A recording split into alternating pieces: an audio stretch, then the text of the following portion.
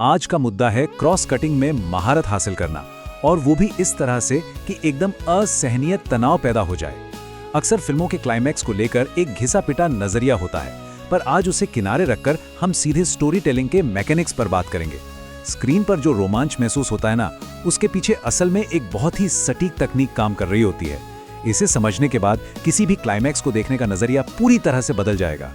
एक बहुत बड़ी गलतफहमी ये है कि क्लाइमैक्स को और रोमांचक बनाना है तो बस और धमाके डाल दो। ये एक बहुत ही नौसिखिया तरीका है।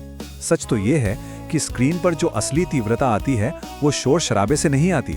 मास्टर क्लास अप्रोच कुछ और ही कहती है। असली तनाव इस बात से तय होता है कि टाइमलाइंस को गणितीय रूप से कैसे आपस में इंटरकट किया गया है। जब कई कहानियां एक साथ चलती हैं तो उन्हें काटने और जोड़ने का तरीका ही असल जादू करता है। तनाव पर पूरी तरह से नियंत्रण पाने के लिए कहानी की संरचना को एक ज्यामितीय दृष्टिकोण से देखना जरूरी है। मशहूर निर्देशक क्रिस्टोफर नोलन बिल्कुल यही करते हैं। वे किसी भी कहानी को एक भूल भुलैया या चक्रव्यूह की तरह देखते हैं। यह केवल भावनाओं का खेल नहीं है, बल्कि एक स्पष्ट गणितीय खाका है, जहां हर दृश्य की एक निश्चित जगह होती है। अब कहानी को अप्रोच करने के दो बिल्कुल अलग तरीके हो सकते हैं। एक तो है कि सुरक्षित रूप से ऊपर से देखो, एक बर्ड्स आई व्यू से, पर इससे वो डर या सस्पेंस नहीं आता। सबसे असरदार तरीका है सीधे उस भूल भुलैया के अंदर उतर जाना। कहानी और किरदारों के बिल्कुल बीचों बीच जाकर ही असली तनाव का निर्माण होता है। तो यहाँ सबसे बड़ी ट्रिक ये है कि कैमरे को किरदारों के कंधों के ठीक पीछे रखा जाए। जब कोई किरदार किसी बंद गली या गलत मोड़ पर पहुंचता है तो कैमरा उनके इतने करीब होता है कि वो घुटन और फंस जाने का एहसास एकदम असली लगने लगता है। ये तकनीक वास्तविकता की इतनी शक्तिशाली भावना पैदा करती है कि कोई बाहर से कहानी नहीं देख रहा होता, बल्कि खुद उस भूल भुलैया का हिस्सा बन जाता है। पर अब जो बात सामने आ रही है वो सच में कमाल की है। सोचिए, उस घुटन भरे एहसास को एडिटिंग रूम में कैसे लाया जाता है। नोलन इसके लिए एक ऑडियो कॉन्सेप्ट का इस्तेमाल करते हैं। एक श्रवण भ्रम यानी सुनने वाले एक इल्यूजन को उठाकर उसे वीडियो एडिटिंग में ढाल देना, यह वाकई एक मास्टर स्ट्रोक है। इस इंटरकटिंग की पूरी नींव शेपर टोन पर टिकी है। यह संगीत का एक ऐसा भ्रम है जहां लगता है कि सुर बस ऊपर और ऊपर ही जा रहे हैं। अलग अलग फ्रीक्वेंसी को इस तरह मिलाया जाता है कि लगता है पिच लगातार बढ़ रही है, बिना कभी रुके या नीचे आए। यह एक लगातार बढ़ता हुआ तनाव पैदा करता है जो मनोवैज्ञानिक रूप से बहुत पावरफुल होता है। यह बिल्कुल एक कॉक स्क्रू या एक घूमते हुए बार्बर शॉप पोल की तरह काम करता है। जैसे वो पोल हमेशा ऊपर उठता हुआ दिखाई देता है, लेकिन असल में अपनी ही जगह पर घूम रहा होता है। ठीक यही कॉन्सेप्ट सीधे विजुअल वीडियो एडिटिंग पर लागू किया जाता है। इससे दृश्यों में एक ऐसा खिंचाव आता है जो कभी खत्म होता हुआ नहीं लगता। Cross cutting formula, emotional arcs को क्रम में लगाना। चलिए अब इसके व्यावहारिक अनुप्रयोग की ओर चलते हैं और देखते हैं कि कैसे यह एक सटीक गणितीय फॉर्मूले में बदल जाता है। दृश्यों के बीच यूं ही बेतरतीब ढंग से कट करने के बजाय इस फॉर्मूले का नियम है भावनात्मक ग्राफ को सीढ़ीनुमा तरीके से लगाना।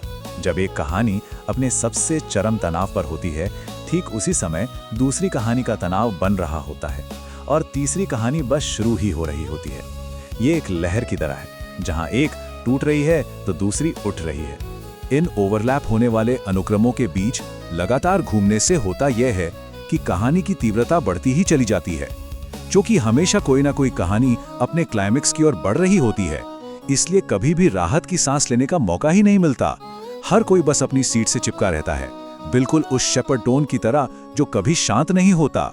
केस स्टडी, मेमेंटो और एक नॉन लीनियर एडिट की योजना बनाना। यह शानदार ढंग से दर्शाता है कि फिल्म निर्माता जटिल एडिटिंग के लिए विस्तृत विजुअल डायग्राम क्यों बनाते हैं। मेमेंटो जैसी फिल्म को बनाने के लिए बेहद सावधानी पूर्वक योजना की जरूरत थी।